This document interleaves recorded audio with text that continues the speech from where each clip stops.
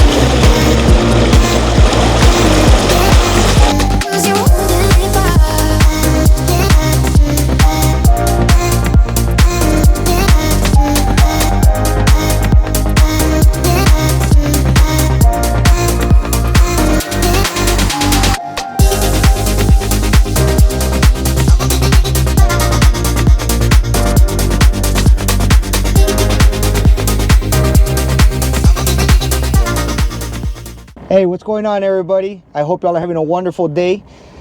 Today we find ourselves in the beautiful town of Laredo, Texas, and we're fishing Lake Casa Blanca. I'm accompanied by a friend of mine, Mr. Javier Nava with XL Bait Guide Services.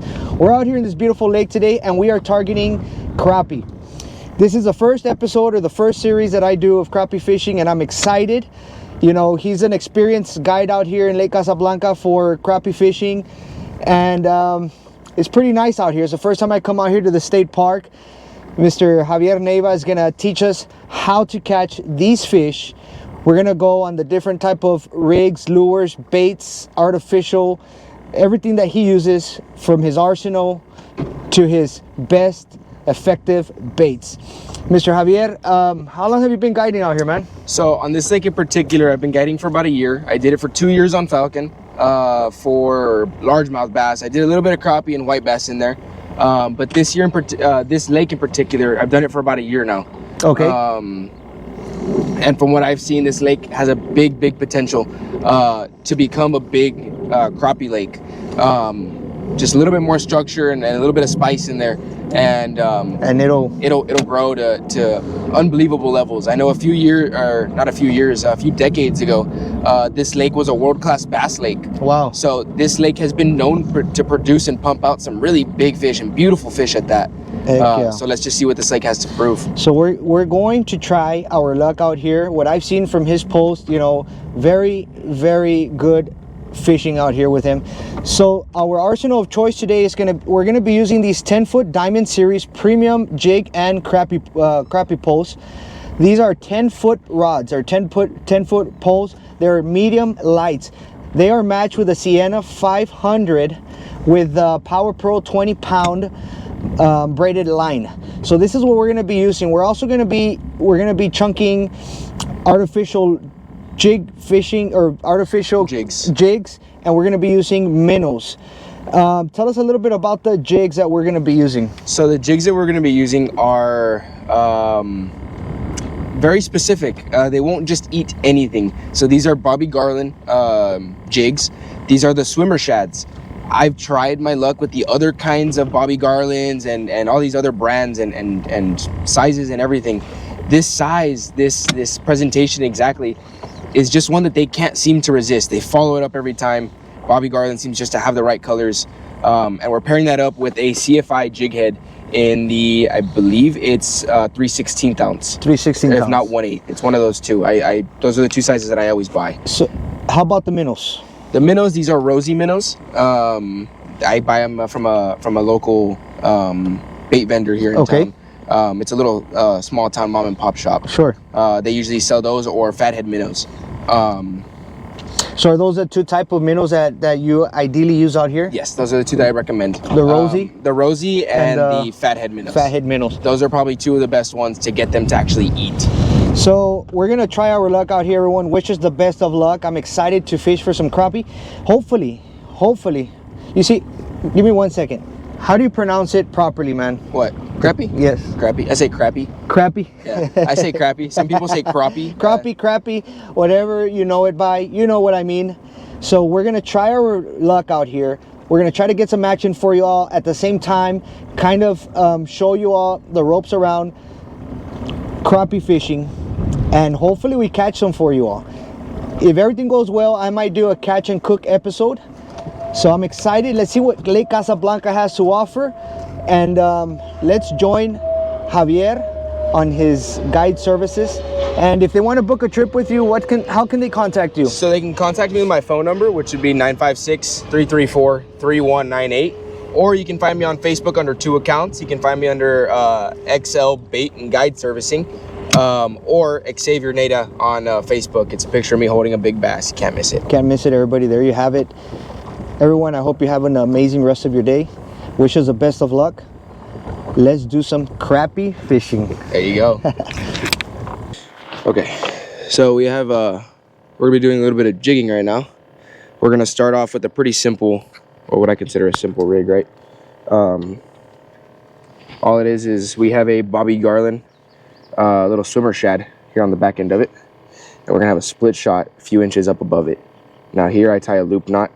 Just gives the bait a little bit more action in the water, as far as I think, right? The jig heads, I use one specific brand and one specific brand only, and that is CFI. It's a homemade company out of Dallas. Love the guy. Guy's super down to earth, super great. So that's going to be our rig. We're using 20-pound Power Pro. I use Braid because whenever we get into that brush pile, if you end up hooking a bass, something bigger, you want to have something to be able to pull it out. Because if not, that fish is going to break your line. Or you get stuck on that brush pile, you don't want to be losing all your terminal tackle. So that's a great thing about this Braid. Also, the crappie don't seem to mind it. So first round, I always do it without scent. After that, crappie are very sensitive to colors, especially scent colors. So we have 2 different kinds of colors here. We have pink, power bait, and chartreuse. For some reason, chartreuse just always works better with me. And then we also have the power bait dip. It's like it comes in a bottle. I put it in a little jar just to make it easier. This is probably my favorite by far. It's the easiest to use. You just give it a shake. It turns this kind of like almost translucent orange. And the crappie can't seem to stay away from it. So let's get right into it. I'm gonna pull this up forward and then around. One thing you'll notice is I never have my shoe on, or I like to have my shoe off. The reason for that, I can just simply tap that foot pedal and not have to move my whole foot. And then as far as our graph, we're using the Lowrance Active Target, so we're gonna actually be able to see the brush pile here. It's a little bit of a smaller graph. I'm trying to work up to getting a bigger one here.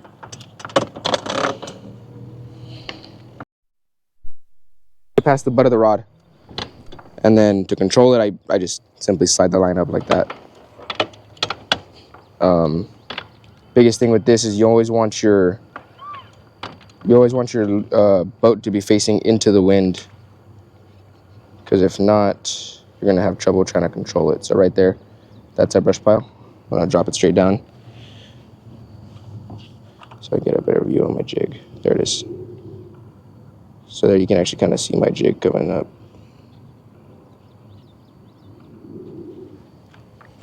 So look, right there is the better part of that brush pile. Oh, I got a chaser right there. See if I can get one to follow it up. There he is. I got it. Oh. So now you kind of see the gist of it. Now we're gonna get you on it. All right. You're gonna go slow down, like so. You're gonna drop it down. I don't let any line loose. No, just drop like it straight this. down. Yeah. Okay. And where is it showing? It should show. Oh, it's this right here. Yeah. So I'm still trying to find the direction of the wind. So I'm still trying to fight the wind and kind of position us in the right area. So that's our brush pile right there. So if you want, you can just pick it up, come straight up with it, and drop it on this side, closest to you, or a little bit closer to you. So it's like right here. So where the arrow is. Okay. Just on your side of it, right there. Go straight down, down, down, down, down, down, down, down. Oh, I A see. little bit faster. Right about there. Now start going up slow. A little bit slower. So when you go up, you want to go up real slow. So it's a slow jig. Yeah, it's Slow pitch. A little bit slower than that, yeah. Okay. I'm trying to find this brush pile again. So I pick it up right now? Yeah, you can pick it up. So what I do is I bow it. So I just kind of grab So it. you don't have to pick up the rod? Yeah, so I bow it in my hand, and then what that allows me to pin drop it, or what I call pin dropping, right? So I can literally drop it on a dime. Wherever you need to drop it. So if I have the arrow pointed right here, you'd want it to be about right there. Okay. That's kind of the general direction of how we would want it to be set. So that's gonna be that brush pile right there again.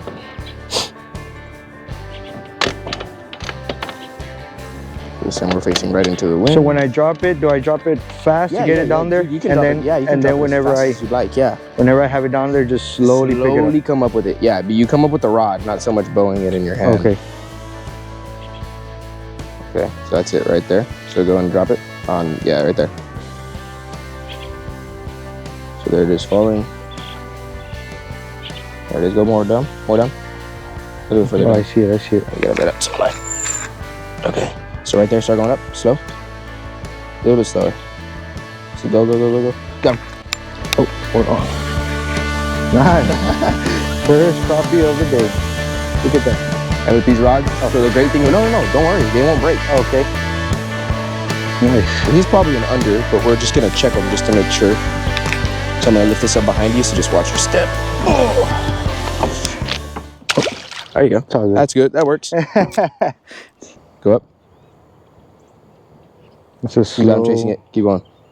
You got him. Set it. There we go. That's a big one. Nice. Yeah, bring him this way. That's going to be a keeper. Heck yeah. There you go, man. First keeper of the day. So this is going to be a normal Casa Blanca white crappie. I got you. Your average ideal, or your average size My here? average ideal eater size. I got you. So that's already a keeper. So what's the length? 10 inches. So I put him in this. That little black line right there stick. Okay. is 10 inches. Is the 10-inch mark, and he's about 10.5 inches. So what's your bag limit on those? 25 per person. Oh wow. What? But see, that's what everybody says. It's a big overkill. So what I normally do, I say, hey, do you want fish to spare, or do you want to do like a quick fry today? And everyone says, quick fry, man. I just want to have a good amount to eat. All right, let's do 10 per person. So 20 fish total. I got you. And usually by 20 fish, it takes me about 15 minutes to clean. We're out here for about 3 hours. Obviously, if I keep 25, the person doesn't want to wait there for 30, 40 minutes while I'm cleaning all their fish.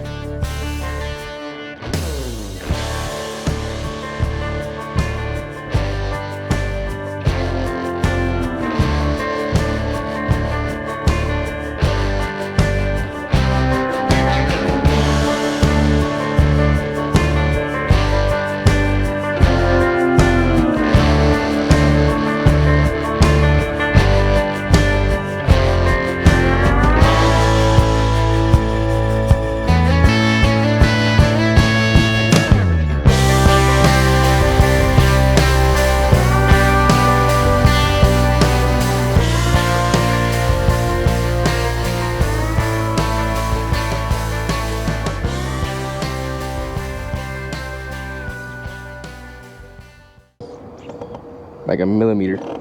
But this is like the best size to eat. Heck yeah. Nothing's wrong with their meat. They're like beautiful thick fillets. So what you're doing right now is you're gonna switch bobbers. Yeah. So I don't like the way these bobbers are floating. It sounds funny, right? But they're sitting about that far out of the water, which makes it kind of hard to see. I got you. And detect the bite. Now, these, I don't know how to say this brand. I think they're Thrill or Thill. Somewhere around there, right? These seem to be smaller, but in the water they float more, which is strange. I don't know what the. That kind of looks like it might be wooden float. I'm assuming they are. They may be a soft wood, but man, they seem to work a lot better too. They're a lot more sensitive. They float up a lot easier. So earlier we were talking about why you're using straight braided line, and you were saying that you're using straight braided line because it's easier for you to take it away from the brush piles than using a monofilament. Exactly. So monofilament tends to have a stretch, right? Well, monofilament and fluorocarbon are both not great for brush pile fishing. Okay. So the whole thing with that is these crappie are sitting in that brush pile, but it's not just crappie that's in there. You also have a mix of bass, white bass, stripers, you know, whatever is in your lake is gonna sit in that brush pile. I would have personally imagined using fluorocarbon or monofilament. I'm big on monofilament. So people think, you know, that monofilament and fluorocarbon are the best to use for crappie fishing. They had all that Mr. Crappie line and all that different kinds of stuff. Sure. Now, sure, yeah, man, it's great if you're fishing hardwoods. You know, you're fishing docks, things like that. But the docks, the hardwoods, you know, the piers, they don't have structure like this. They don't have stuff that fish can drag you into. Here, we're not only dealing with crappie, but we're also dealing with bass. You know, and that's something that you gotta take into consideration. Those bass, you know, we see it a lot on Falcon Lake. That big bass, I'm talking about 5-6 pounders, you know, they'll sit in the brush pile and they'll go after this. You drop this in front of them. Oh, he fell. You drop this thing in front of them, and believe it or not, that 6-pounder will eat him. Like, no doubt in my mind. I've seen it before. I had a friend that would go crappie fishing with me on Falcon, and he caught his 2 PBs. He caught a 5 and a 6 back-to-back trips on crappie jigs off the brush piles. It's every time. You know, you can't trust these brush piles. You can't trust that it's just crappie. You always got to assume that there's a bigger predator fish on there that will eat the crappie, that will eat the minnows, that will eat everything on there. So we use 20-pound test just in case a bass comes up and eats it. You want to have that extra force. Exactly. Believe it or not, man, we've caught carp on minnows off the brush pile. And those are strong. Yeah, and it was a big carp too. It wasn't a small carp. It was maybe 20-inch carp on a minnow, on an Aberdeen hook, you know. And he put up a great fight, but the line never snapped. You know, nothing ever happened. That fish was landed. So that's why we use it. Another thing, abrasion resistance. It's a really big thing. You'll have a big issue with abrasion on brush piles. You know, your jig goes in and out of those brush piles. Your line's rubbing up against it constantly. Braid isn't gonna fray. You know, it will, but not as easy. And you'll still have a lot more power with it. If you throw fluorocarbon in there, I guarantee you in 30 minutes you're gonna be frayed. Guaranteed. You're gonna have to retie. You're gonna have to fix it. Unless you probably use a thick one, but you don't want to use thick monofilament or not for finesse fishing like what we're doing here. Exactly. This is equivalent to the 20-pound braid or 20-pound fluorocarbon, you know, in strength wise. But if you go diameter wise, this is maybe 8, 12, you know, 12 max, depending on the brand you use and everything. This braid can be as thin as 4-pound test. So, and it's gonna be just as strong as 20, you know, and it's 20-pound test braid. So you don't have to worry about the abrasion. You don't have to worry about breaking off or not being able to horse big fish out of there. Believe it or not, these rods are made to horse fish out of brush piles. You hooked up on a big fish, you can put the power to them, and nothing's gonna happen to your rod. Nothing's gonna happen to your line. Your tackle is not gonna take a hit. So earlier we were discussing why you crappie fishermen use these long 10-pole rods. If it was me, I'd be using a 7-foot rod. But again, I don't know anything about crappie fishing, or at least I'm learning.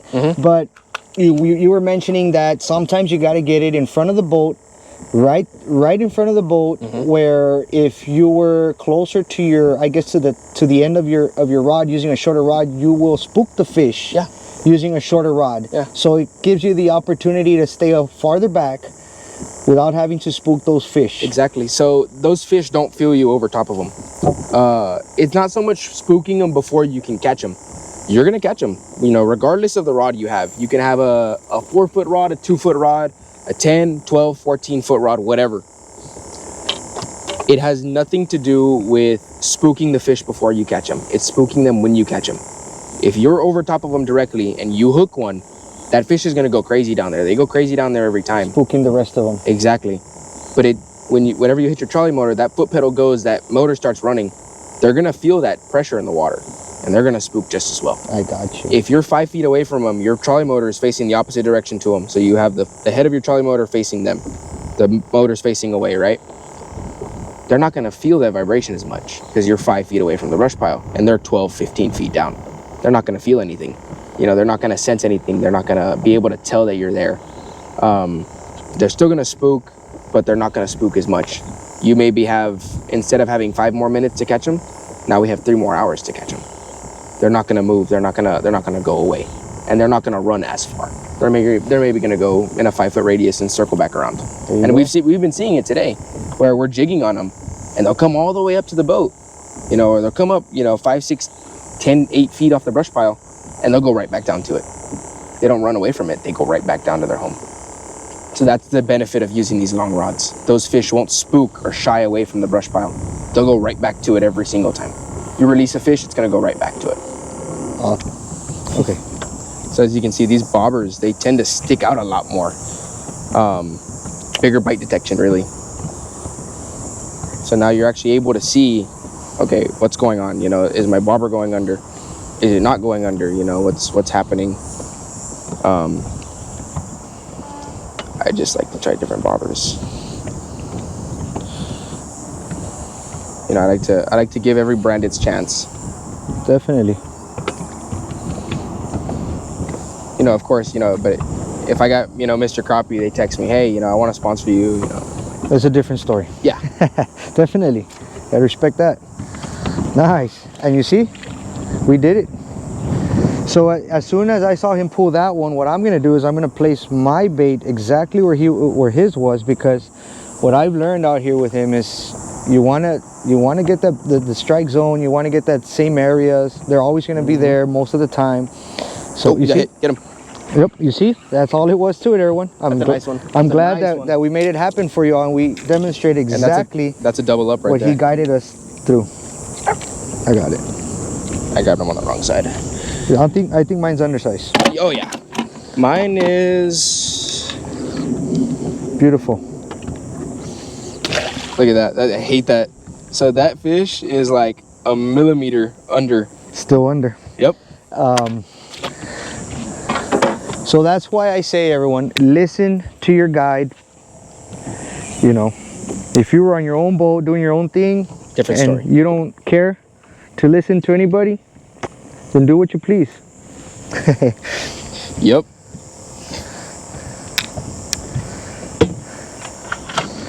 That's one thing I learned in Panama.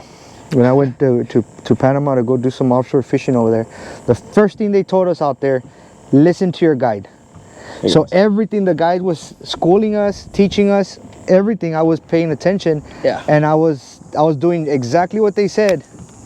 I ended up winning a pod of $1,000 catching. It was like a bingo, and they had all these fish species in a square, and if you get it up and down, you know, horizontal, if you get those fish species and you cross them all out, you win the pot, the first person to get them. And I did, bro. Nice. Why? Because I listened exactly to what they said. Since then, that's what I say. Listen to your guide. Directly in front of us. I'm gonna get us a little closer to it,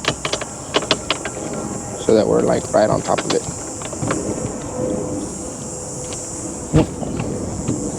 Blooper. Yep, wrapped around your ear. I get that a lot, but it wraps around my reel. Yeah.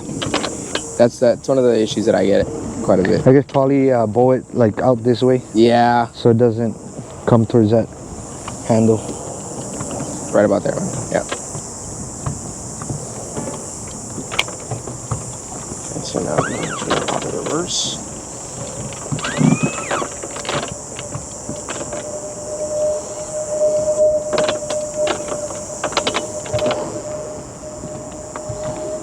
So now we have different parts of this brush pile in front of us. We have it all the way from 5 feet to 20 feet in front of us. Oh, wow. Oh, we're on. That's a tree. Oh, so what's your technique here? That's not bad. Yeah, that's actually kind of a, not so much of a good thing, but it indicates where the brush is. Yes, exactly. All right. So let me show you what to do, man. Let's see what you do. So I always have slack in the line, right? I watch the bobber. You just go. Just tap the back of it. See? Oh, wow. Boom, came right out. We still have the amazing. hook, we still have the weight, we still got everything. You saw that? So we'll give the minnows, we'll give it maybe another minnow. And if nothing happens, we're gonna go back to the jigs. And from what I've seen, what this brush pile can do, and the jigs, we may have some monsters come up. Yeah. I'm surprised. Usually they come up with the minnows. You know, usually they'll come up and they'll eat the minnows. They are not.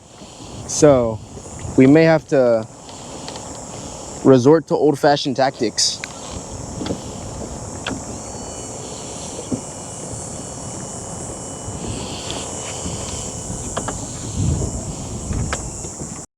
There you go. That might be a keeper.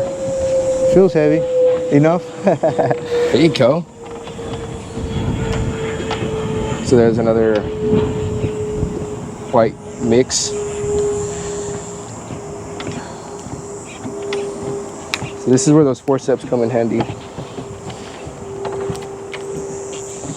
So that hook, these Aberdeen hooks are really hard to get out, but the forceps, Damn. that makes it real easy. All right, so we have been noticing that the fish have been biting right in that area right there. Took one out of there just minutes ago. Hopefully you get another one. Well, there's one, there's another. Yeah, well, there's one, there's about 20. Oh, yep. Oh, that was a That was a good good strike. Nice. He might be a keeper. They're all seeming to be really close, man. Beautiful, beautiful, beautiful. Is that a... No. So that looks very similar to the magnolia crappie that I had caught. It is weird. Exactly what you just said. He's under. I mean, the smaller ones, of course, you know. How do you know they're illegal? Because they sell them in Mathis for bait. Really? Yeah. They're supposed to be illegal because they're like an invasive species, unless they're sterile. That's crazy because... Like they make, well, it's because, so you can use goldfish as bait, but they must be sterile goldfish. Yeah. Because if not, they'll overpopulate an area. Like they're highly invasive fish, but they may be buying the sterile. I've had an issue with this catfish.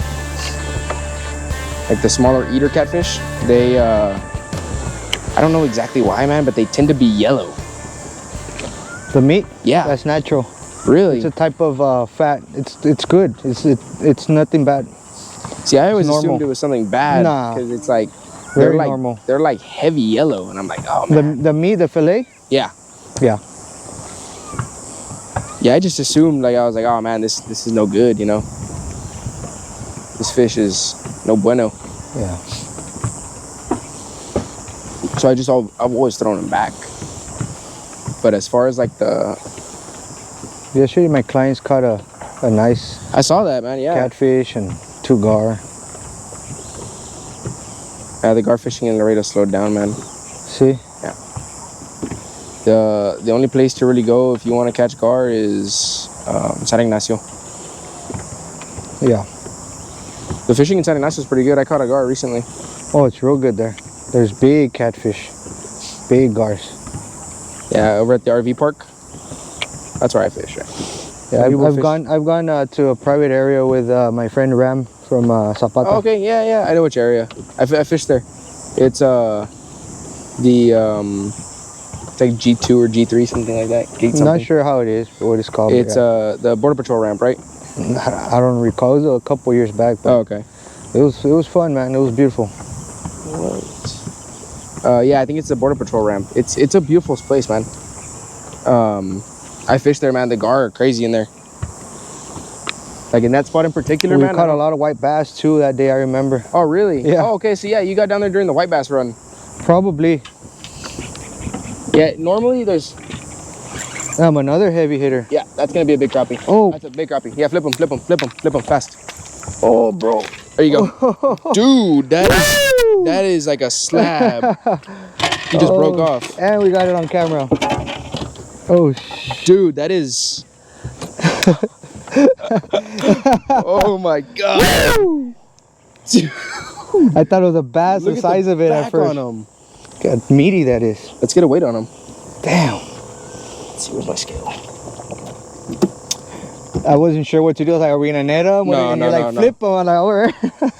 See, so that's why we use these 10-foot rods. They don't break, man. Yeah. And that's why we use the 20-pound line.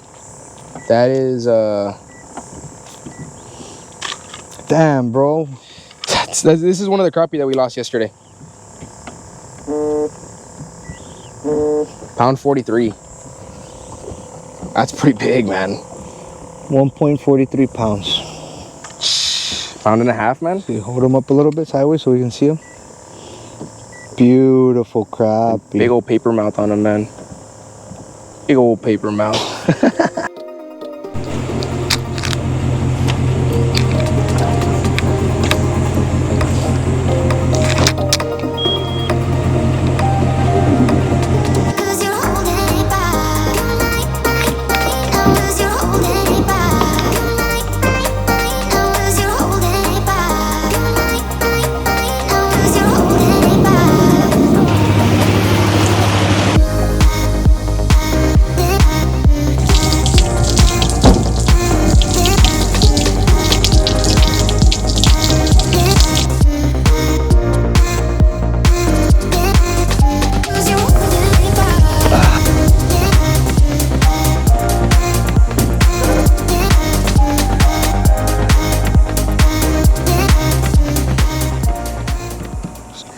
What's going on, everyone? That's it. That's the end of the video. And I gotta say, I had a lot of fun. It was amazing coming out here with Captain Javier. He put us on the fish. We caught, at least how many fish do you think we caught?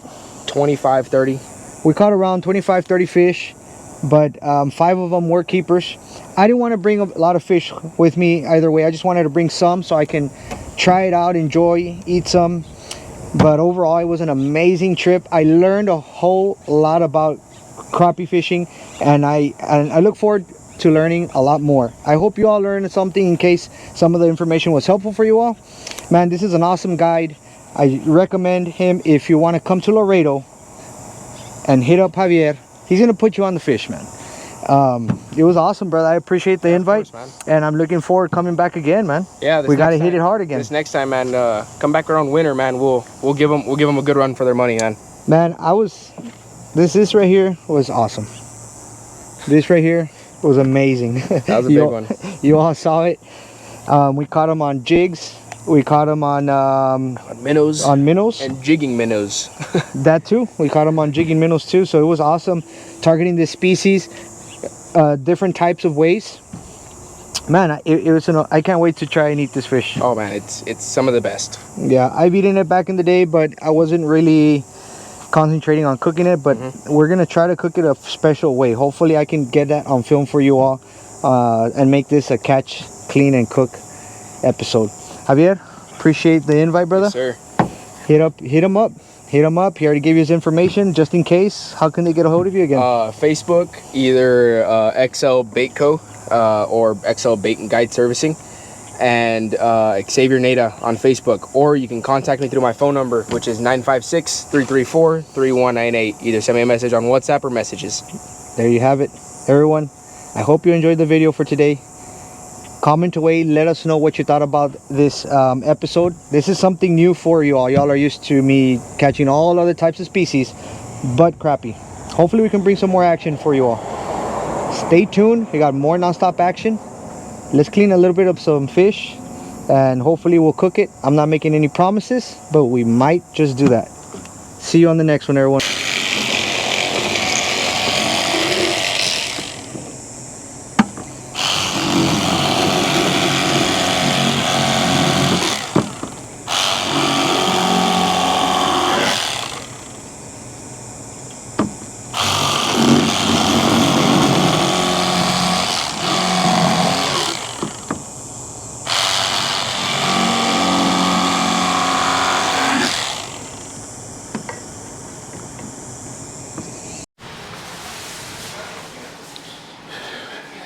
What's up, everybody? So we finally made it to my friend's restaurant here in El Garceño, Texas. This place is one of a kind. It's in Starr County. It's in El Garceño, Texas. It's a little city in between Roma and Rio Grande City, Texas. I love coming here every time that I'm passing by this area. My friend Cesar has some of the freshest seafood available that you can eat here or you can buy so you can cook at your house. I'm just gonna show you a little bit of his freezer so you can see what you are able to come by. Check this out. He has shrimp. He has a lot of shrimp there if you're trying to buy some shrimp. He has fresh alligator gar. Let me see if I can. He has fresh alligator gar. He has a lot of good stuff out here. A great selection of seafood.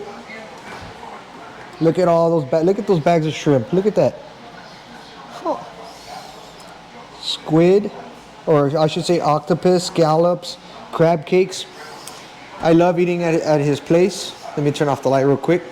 So, yes, we're gonna cook our catch. The crappie that we caught this morning, we are gonna cook it here.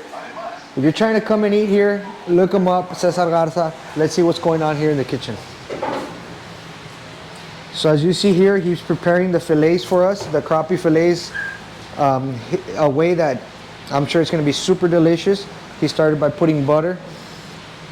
And this is the whole crappie. I didn't show cleaning this crappie, but this is the big one that we caught this morning. Look at that. He already made some cuts on it to prepare it. We're gonna whole fry this one. And we're gonna prepare this one in foil paper. It's gonna cook in foil paper. He's also preparing some veggies over here so we can enjoy with some veggies and some other delicious white rice. So check it out, everybody. And I believe that's alligator gar meat, ¿verdad? Yes. They're thawing out some alligator gar meat. I'm sure they're gonna use it for their plates that they sell here. And then they always have complimentary ceviche here for their customers. Check this out. So it has crab, fish, and shrimp. Everybody that comes into this place gets a complimentary cup of their famous ceviche. I've had this before and it's super delicious.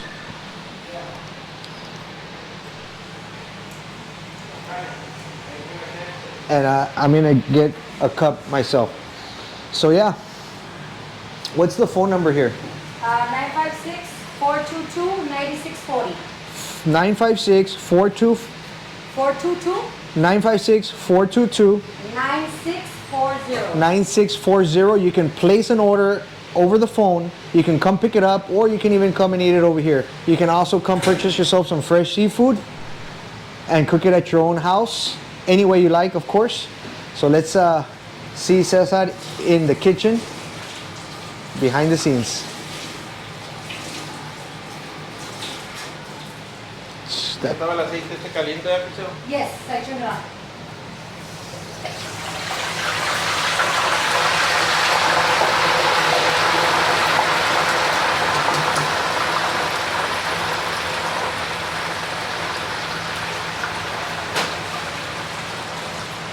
So he already started frying the crappie. And I already know it's going to be delicious, everyone.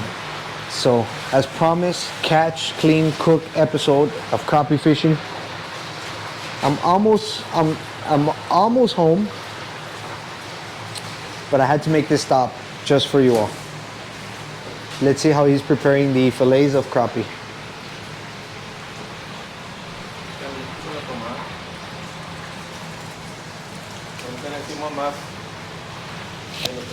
We're gonna do it with blacken.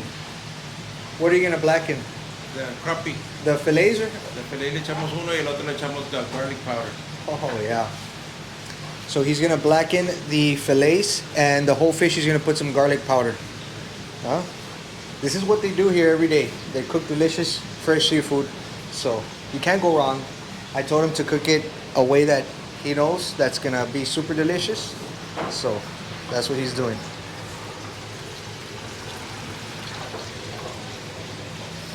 Okay, so what days are y'all normally open here?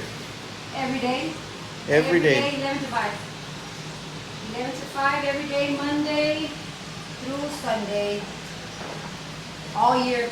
All year, 7 Yep. days a week. Whew. It's awesome being able to be here in the kitchen with them and seeing how they prepare this delicious food. Everything is so clean and sanitized back here. And their fresh seafood is just, you can't go wrong. So right now when they're done preparing the fish, we are going to have a good meal. And I'm going to continue my way home because I still have a long road. I've been driving from Laredo all the way over here. It probably took me about an hour and 45 minutes. And I still have about an hour back home. So stay tuned, everybody.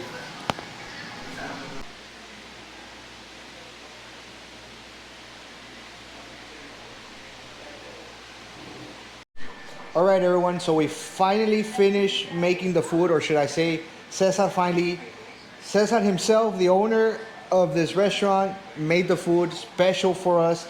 He made it. It looks freaking delicious. It's amazing. It looks amazing. Man, what a day of fishing. Cesar, I appreciate, as always, the welcoming Anytime. that you provide for myself and all your customers. So I was asking Cesar if he cooks your all's catch, and he said yes, I definitely do. So if you're ever in the area, if you caught some fish in Falcon Lake or anywhere you perhaps might have some fish there that you want to get cooked, bring it by to Cesar. He will cook it for you. You don't have to worry about nothing. He will serve it just like he just served mine, and you're gonna be able to eat delicious seafood with his homemade cooking. Cesar, as always, I appreciate it, man. Thank you very much for stopping by. Heck yeah, man. Cesar, what's the address to here? It's 109 Pedro Munoz Avenue, Rio Grande City, Texas. There you- The phone number is 956-422-9640. There you have it, everybody. There's no need for me to do a taste test because I already know this food is delicious. It's not my first rodeo here with him. We're gonna enjoy this food. I brought enough so we can all enjoy here at his place. So everyone, thanks for watching. I hope you enjoyed today's episode. Catch, clean, cook, crappie fishing from Laredo. Getting it cooked all the way over here in Rio Grande City. Much love on behalf of Los Candaleros del 956. Cesar himself. We'll see you on the next one, everybody.